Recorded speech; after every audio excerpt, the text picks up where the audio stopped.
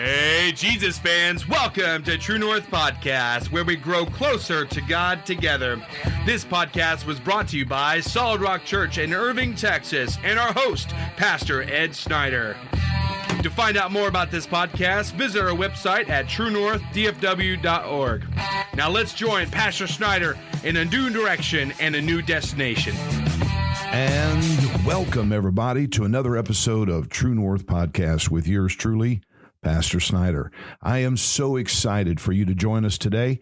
We got so many great things going on with True North that it is hard to fit it all in. It's hard to get our mind around it. The listener base is growing rapidly. We are reaching into other countries, and it's just exciting about what is happening and what God is doing through True North Podcast. We're getting a lot of good, positive response come back, good stuff, comments of man, this is great material. I've listened to every podcast. So we're very, very thankful for our listeners. Also, another very exciting thing that has happened is we have published our book, Control the Beast. And this is a book that where 20 years of teaching, training, and writing has gone into. We have taught in probation and parole, court services. Companies have hired us to help people manage their emotions, control their anger, get it all under where it needs to be, and operating correctly as human beings. And so we're very excited about the publishing of Control the Beast. We're going to, here on True North Podcast, we are going to be covering each chapter of the book to give you a taste of it. And of course, encourage you to go buy the book and read it. We've got an online course that we have gone into production now with. It'll be a minute, but it will be published here hopefully very, very soon. So stay close, stay tuned. We'll be right back.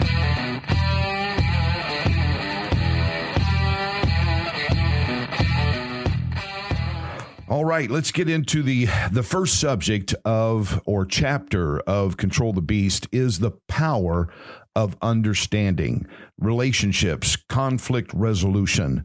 This is all extremely important for us to have a good flow in our life, to bring on the blessing of God into our lives. And one of the things that we need to grab a hold of right out of the gate, we need to grab the power of understanding and understand the power of understanding, if you would please.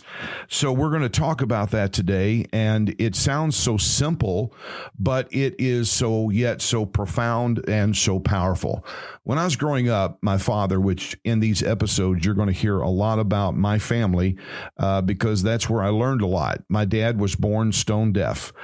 He was one of 8 children, 3rd grade education, had to quit school to go to work on the farm to help the family. My grandfather was a violent drunk. He would come home from the bars, literally beat the pudding out of my grandmother. In the middle of the night, my dad would be asleep as a boy. He'd get snatched out of his bed, taken to the backyard, tied to a tree, and horsewhipped because he was a few steps behind everybody else during the day working on the farm, and he didn't like that because he was deaf. He couldn't hear, hey, Durwood, come on, let's go. He would just keep his eyes open, and as he saw his brothers and sisters move to another area, then he would follow. So my father grew up in an extremely horrible upbringing. And if it wasn't for my mother bringing him to church and him being filled with the Spirit of God and living a life dedicated to God, it would be a repeat situation in my life. So I'm thankful for the Lord, and I'm thankful that God has blessed my parents and brought me up inside the church. However, getting back to the subject, when my dad, even though he had a 3rd grade education, he knew how to figure things out. He had ingenuity, absolute enormous ingenuity, figure things and make it all happen. But when he had to have conversations with me, when I was doing, I wasn't doing things right, and he had to have some father-son talks with me, he would always end that conversation with, Now let's make sure we have an understanding, or let's make sure we got it straight.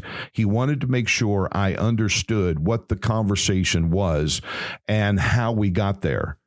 And so he would make me rehearse the conversation with him just so that I can get an understanding. And really, folks, if we grab a hold of that concept, if we can get an understanding of what's happening in our life and the why, I promise you life would be so much better. So let's dive in. Again, understanding is an extremely powerful thing. The Bible speaks of the root word understand over 300 times. And I guess it's important to God that we know about understanding. If someone mentions something 300 times, I think it's an important subject. Proverbs chapter 1 and verse 5 says, a wise man will hear and will increase learning, and a man of understanding shall attain unto wise counsels. A wise man or woman, a wise person, will hear and will increase learning, and a man of understanding shall attain unto wise counsel. So to understand the why, the what for, the where, the how is a very powerful thing in the fact that it helps us deal with people, situations in our life that normally we wouldn't pass the test. My father, again, was a tremendous man, a great provider, loved his family deeply the best way he knew how. In other words, I can count on one hand how many times my dad has looked at me and said, son, I love you, or son, I'm proud of you. He just didn't know how to do it because he wasn't raised that way. He was raised in a home full of hate and anger. And so, he didn't know how to express that. I would hug him and he would kind of resist. He didn't know what to do with it. Not until he was in his 70s did he actually hug me back. And so again, that, I could take issue with that. I can have a real problem with that. But I understood my father. I understood where he came from. I understood what he had been through. And so therefore, the power of understanding helped me deal with my dad a whole lot better. I don't have issue. When my dad told me he loved me, son, you're getting fat. You're gaining weight. Boy, you got your bills paid. Have you got this done? Have you got that done? He would worry himself sick over you. That was his way of saying, I love you and I care about you. And so again, when I can have real issue with my father, I can have, my father never told me he loved me. And my father never told me he was proud of me. Yes, he did many, many times over. I just had to understand how he was doing it and how he was presenting it, the power of understanding. So when we understand the people around us, especially the important people around us, it's going to make life so much better. Now, here's something else that we need to move into, and the fact that we need to understand that human beings are very unique creatures. The Bible says that we are created in his own image, in the image of God. Therefore, we are unique. We are put together by a law of genetics that has created us. We have our shape, our size, our skin tone, our hair color, our eye color, our blood type, our facial features are all inborn and inherited through the law of genetics. Okay, that's the physical part about us, and that we're going to talk a little bit more about that the physical part, the outside of our situation or of ourselves, is created by genetics. We're also going to get an understanding of the outside pressures and things that press in on us throughout this series called Control the Beast here on True North Podcast. Now, in the class that I have taught over the years of Control the Beast, I've always asked the question, and I'll ask you the same question: you are a product of your environment, true or false? Now, when you're teaching people that have just come out of a long stint in prison, Some will say, "Oh, that's false. You got to have a strong mind." It doesn't matter how strong your mind is. The true answer is true. You are a product of your environment. It doesn't matter how strong your mind is. It doesn't matter how determined you are. You will conform to the environment that you put yourself in. Just look at the trends today. Look at the fashion trends today. Look at anything you want to look at in life. It has all been shaped and formed and instilled by somebody that is popular, famous, we look up to, an athlete, etc., etc. So really, you are a product of your environment. The environment that you were in 10 years ago, 5 years ago, maybe even a year ago, has formed the person that you are right now. Now, the environment that you're living in at this moment is forming who you're going to be a year from now, 5 years from now, 10 years from now. It never stops, not even into our old age. You know, some people say, well, I'm too old to learn that.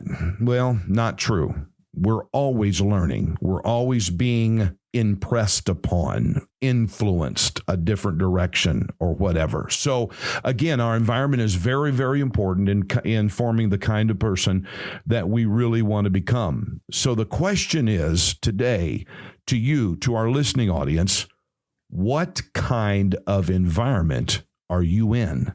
Are you in a positive environment, a growing environment, a faith-filled environment, or are you in a negative environment? Somebody that is criticizing you, telling you how stupid you are, how dumb you are, how ridiculous you are. Somebody that is degrading your belief, your faith in God, your experience with God.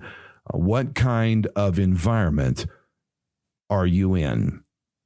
Another thing that I want to bring to your attention today is that there's a saying, and I'm not sure exactly the originator of this saying. I've heard Charles Swindoll, I've heard Tony Robbins, I've heard it myself from John Maxwell. Life is 10% what happens to you and 90% how you react to it.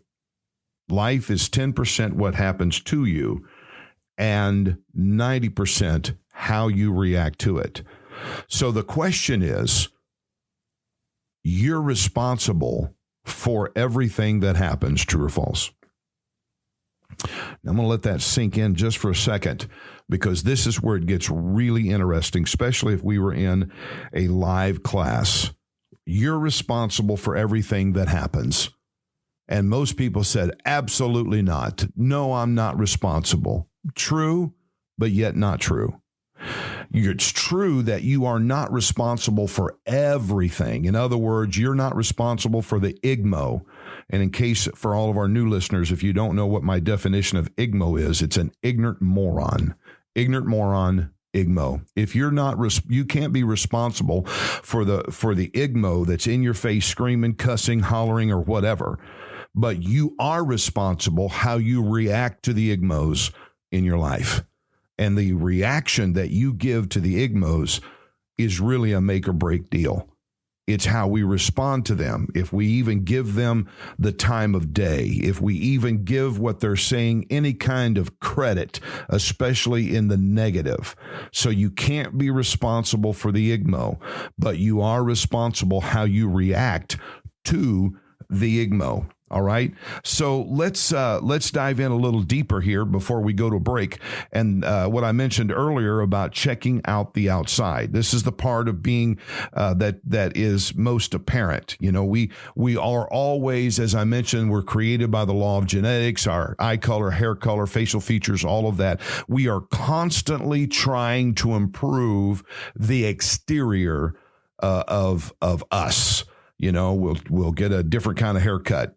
We'll do this. We'll get a shorter haircut. We'll grow the hair longer on guys or whatever. Some ladies will put on the makeup, or they'll try a different style, or we'll buy some different kind of clothes. We're always looking in the mirror, trying to fix up the outside. And what we're trying to do is get something on the inside fixed by fixing it up on the outside. I hate to tell you this. it doesn't work that way. All right. When we look into the mirror, that physical appearance is not the representation of what's on the inside. So instead of looking at how beautiful we can become or how much we can fix ourselves up, I mean, folks, it really can get ridiculous. Some people are going in for plastic surgery. They're getting a chin tuck where they're getting a nose fixed. We're getting the eyes worked on or whatever. I mean, some people spend a lot of money that they're trying to get a better look, and we're really missing the point totally when we're trying to fix up the exterior. What we've got to look at is not focus on how we look, but rather our outlook on life. What is our true inner self? How do we see ourselves from the outside inward?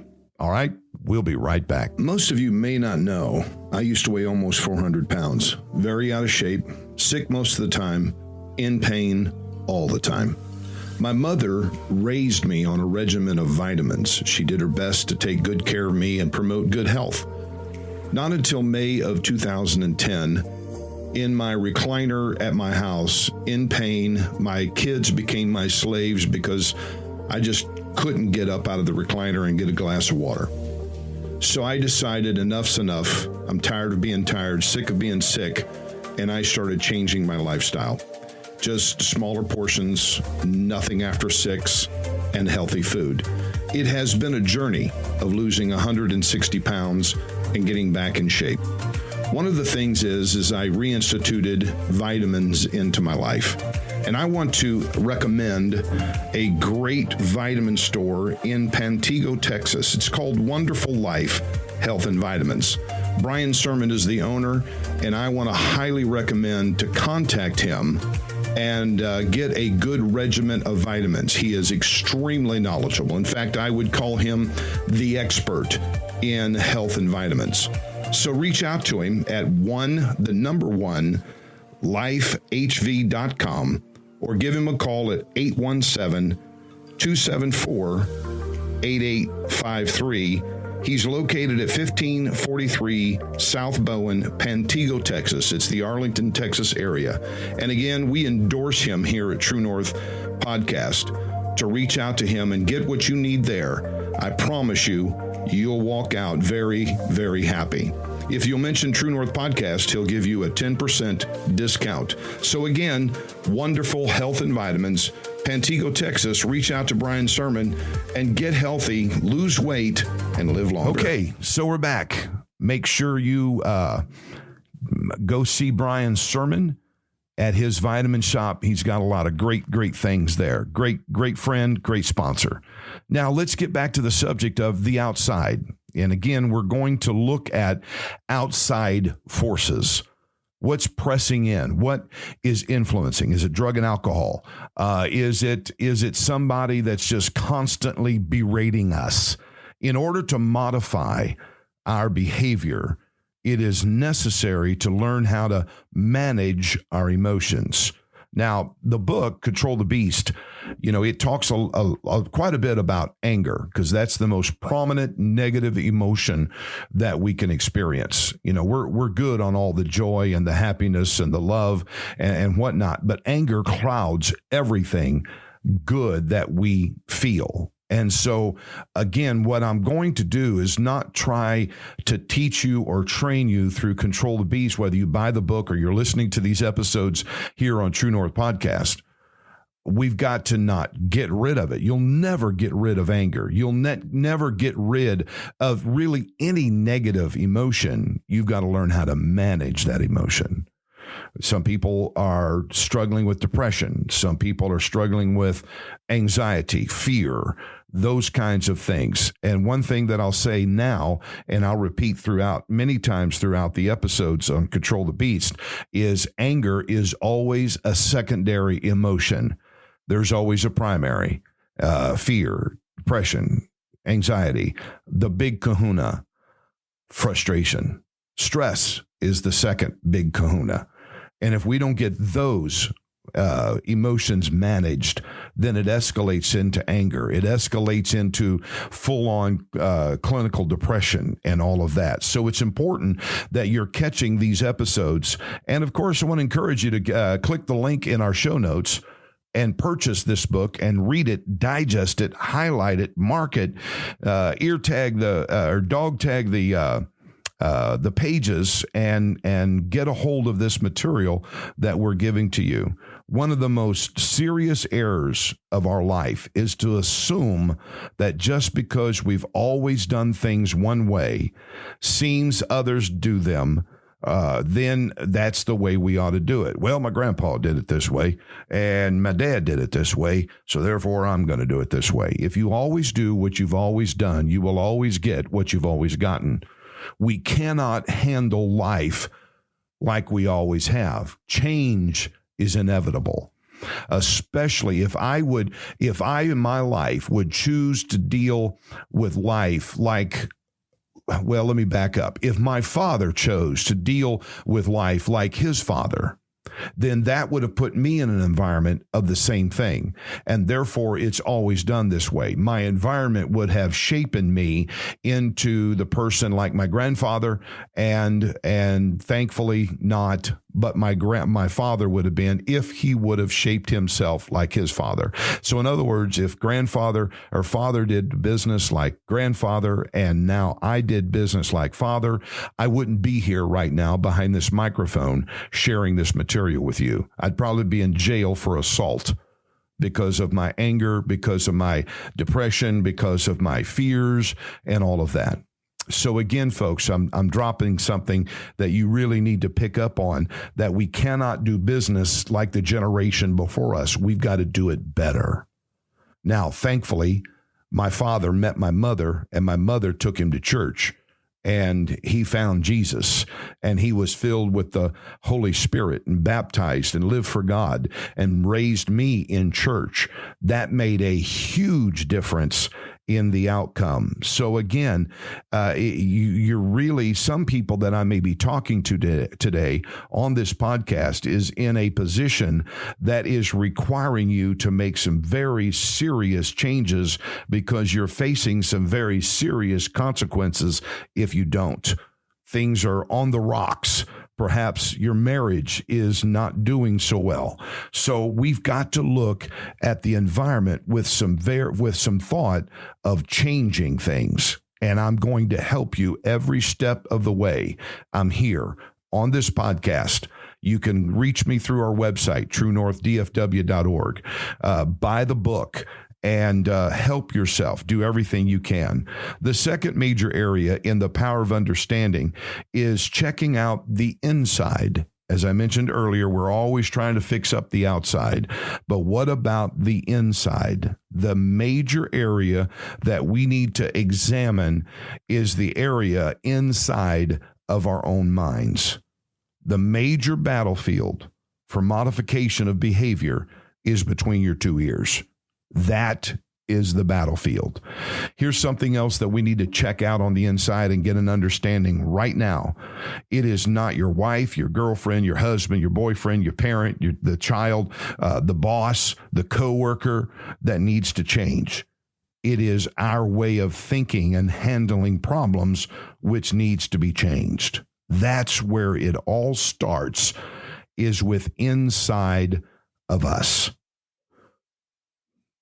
Inside of our own minds, the way we think, the way we see things. Again, it's not what we look like on the outside. It's what our outlook is. You know how it is. I guarantee you, once I say this, you'll understand. There are people around you. I know I've had them. I mean, it could be high noon and the sun is shining and it's a beautiful day. There's a beautiful breeze and it's fixing to rain. Some people, it's going to rain. There's no indication of rain, but it's going to rain. Or let me put it this way. It's those people that you walk up and say, hey, how you doing? And 30 minutes later, you're sorry you asked that question, because now your back hurts. Your stomach is upset because you've heard all about their ailments. Again, folks, we've got to see what our outlook is. How do you see the world around you? Is it positive? Is it negative? Did they really mean what they said? Or is it just a passing comment? So again, these things we're going to dive into and look at during this series of Control the Beast. And so the mind is the battlefield, and that's where we've got to understand and look at deep and honest. It's going to take an honest evaluation of what we're thinking in our minds, and I'm going to help you with that. All right. Here's something else that I want to share with you in the power of understanding. It's about our emotions. We're going to be talking about emotions, the mechanics of emotions, the biology of emotions. Next week, we're going to talk about cleaning up that environment, cleaning up what's around you. I'm going to give you 6 major triggers that's inside, could be inside your life. And if those 6 are not there, there is something in your life that's triggering. But let's talk a little bit because I want to lay the foundation for the next several episodes of Control the Beast. Emotions. And again, in the class, I would say, what are emotions? And of course, I would get the most common answer. It's how we feel. That's right. It is. It's feelings. It's emotions is how we feel. We have the emotion of love. We have the emotion of happiness. We have the emotion of sadness. We have the emotion of anger, and so on. But here's the real definition of emotions. Emotions are the psychological vehicles by which humans communicate and interrelate with each other. Okay? Emotions can communicate something without one word coming out of our mouth. Let's put it this way. They're like the poles of a battery. There's a positive post and there is a negative post. One thing about the battery, if that battery is not properly connected to your vehicle, if the post or the connectors are corroded and can't make a real good connection, even though they're connected, the battery's not going to operate properly and the car will not start. It'll fail because it's corroded, because it's not properly connected. But when there is a clean, solid connection of both positive and negative post, the car will fire every time. The alternator will recharge it as you're driving down the road, and it'll work properly for a very, very long time. So again, emotions are like the post of a car battery. They are positive, they are negative. We have positive emotions, we have negative emotions. Okay. And we're not going to get rid of the negative. You can't live life in all positive emotions, just like you can't live life in all negative emotions. There has to be a balance of emotions. Okay. Let's put it this way. Here's an example. So we leave the house in the morning and we head out to work. We go to work, whether it's an office job or you're, blue collar, you're working in construction or auto mechanics or whatever, but you have a quote unquote day at the office and people are not cooperating.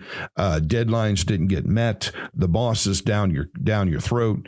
It's just one frustration after another one. Here comes another one. And you've had a really rough day at work and you've got a lot of stuff at work that you need to get resolved, get fixed, get back on target and all of that. The work day is over. You get back, you get in your car and you head for home. You have a choice to make. You can stick that key in the door and open it up. And when the kids come screaming and saying, "Dad, I'm so glad to see you," or "Mom, I'm glad you're home," you can push them away and not want to listen to it. You can fuss and gripe and complain that the dinner doesn't taste good. You can kick the cat. You can scream, holler, and go to bed in that frame of mind. Guess what's going to happen tomorrow morning? You're going to get up in that same frame of mind and go have a much worse day than you did the day before. Why?